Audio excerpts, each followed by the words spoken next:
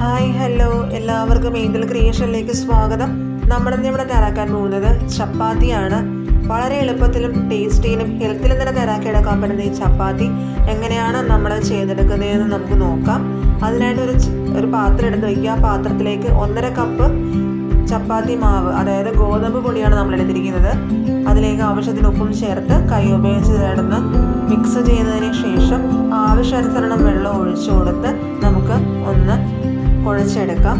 അല്പം വെള്ളം ചേർത്ത് മൃദുവായി സോഫ്റ്റായിട്ട് നല്ലതുപോലെ ഒന്ന് കുഴച്ചെടുക്കാം.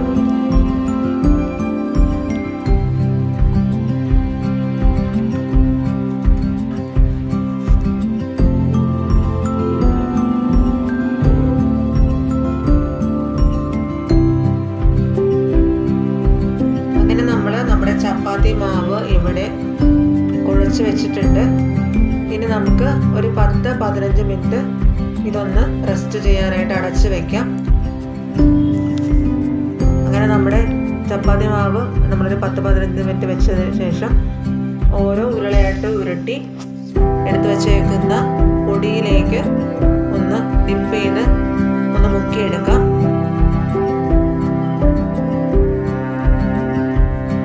അതുപോലെ തന്നെ നമുക്ക് എല്ലാ ചപ്പാത്തി മാവും നമുക്ക് ഉരുളയാക്കി വെക്കാം.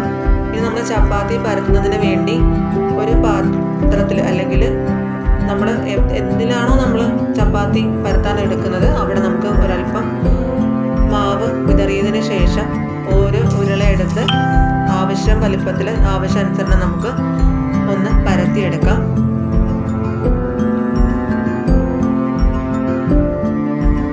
അങ്ങനെ നമ്മുടെ ചപ്പാത്തി നമ്മൾ നല്ലപോലെ പരത്തിയെടുത്തിട്ടുണ്ട്. ഇനി നമുക്കതിൻ്റെ പുറമെയുള്ള പൊടിയൊക്കെ ഒന്ന് തൂത്ത് കൊടുത്തതിന് ശേഷം ചൂടാകാൻ വെച്ചേക്കുന്ന പാനിലേക്ക് ഇട്ട് കൊടുത്ത് മറിച്ചും തിരിച്ചും ഇട്ട് നന്നായിട്ട് ഒന്ന് വേവിച്ചെടുക്കാം. 1-2 തവണ മറിച്ചതിന് ശേഷം തവി ഉപയോഗിച്ച് ചെറുതായിട്ടൊന്ന് പ്രസ് ചെയ്ത് കൂടെ കൊടുക്കുക. അപ്പോൾ ചപ്പാത്തി നല്ലതുപോലെ ഒന്ന് പൊങ്ങി വരാനായിട്ട് തുടങ്ങും. അങ്ങനെ നമ്മുടെ ചപ്പാത്തി ഇവിടെ വളരെ എളുപ്പത്തിൽ ഇത്ര തയ്യാറായിട്ടുണ്ട്. അങ്ങനെ നമ്മളെല്ലാ ചപ്പാത്തിയും ചുട്ട് കഴിഞ്ഞിട്ടുണ്ട്.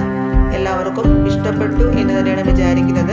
ഈ ചപ്പാത്തി നമ്മൾ ഉരുളക്കിഴങ്ങ് കറിയുടെ കൂടെയാണ് കൊടുക്കുന്നത്. ഉരുളക്കിഴങ്ങ് കറിയുടെ റെസിപ്പി വരും ദിവസങ്ങളിൽ ഉള്ള വീഡിയോയിൽ വരുന്നതായിരിക്കും. Thank you.